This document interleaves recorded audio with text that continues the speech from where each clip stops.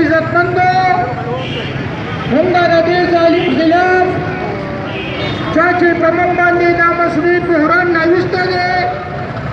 او دا مسلم لیگ دا پیپلز پارټۍ دا تحریک انصاف د یو بل د خوشحالولو دپاره او د پنډو جمع کولو دپاره او د دې مسلې ګرانۍ خلاف هغوی په اربونو روپۍ خپلو خزانو ته واچول.